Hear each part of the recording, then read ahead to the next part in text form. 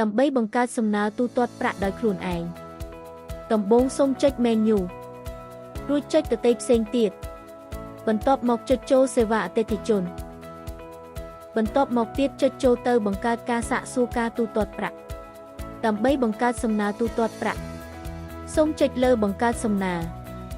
ជ្រើសរើសបញ្ហារបស់បងដែលចង់សួរ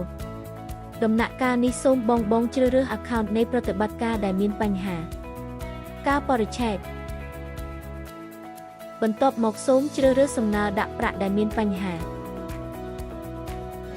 ត្រង់ចំណុចនេះសូមបំពេញព័ត៌មានទាំងអស់ដោយផ្អែកលើវិក័យប័ត្រដាក់ប្រាក់របស់បងដែលបានបាញ់ប្រាក់មកដំបូងគឺលេខគណនីធនាគាររបស់អ្នកទទួលបន្ទាប់មកលេខធនាគាររបស់អ្នកផ្ញើគឺលេខធនាគាររបស់បងត្រង់នេះជាឈ្មោះនៃធនាគារដែលបងបានប្រើប្រាស់បន្ទាប់មកសូមបំពេញចំនួនទឹកប្រាក់ឲ្យដូចនឹងចំនួនលុយដែលបងបានបាញ់មកបន្ទាប់មកទៀតសូមបំពេញឈ្មោះគណនីធនាគាររបស់អ្នកផ្ញើប្រាក់ដែលជាឈ្មោះរបស់បងត្រង់នេះសូមបំពេញការបរិច្ឆេទនិងម៉ោងនៃការវេរប្រាក់ឲ្យត្រូវដូចក្នុងវិក័យប័ត្រ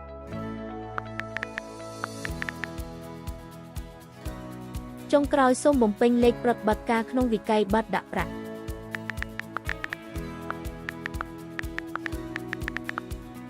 ក្រោយបំពេញរួចអស់សូមបងភ្ជាប់ជាមួយមកនៅវិក័យប័ត្រដាក់ប្រាក់របស់បងរួចមកសូមចុចពាក្យថាបញ្ចូលជាការស្រេចសំណើសាកសួរពីការទូទាត់ប្រាក់របស់បងត្រូវបង្កើតដោយជោគជ័យនៅពេលដែលសំណើរបស់បងត្រូវបានបង្កើតវានឹងបង្ហាញក្នុងផ្នែកបច្ចុប្បន្នជាសំណើដែលកំពុងត្រូវបានដំណើរការមិនទាន់ដោះស្រាយ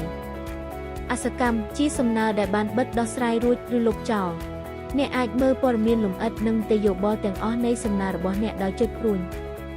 សូមចំណាំថាអ្នកមិនអាចកែសម្រួលសំណើរបស់អ្នកបានទេប៉ុន្តែអ្នកអាចភ្ជាប់ឯកសារទៅជាមួយវាឬលុបវាបាន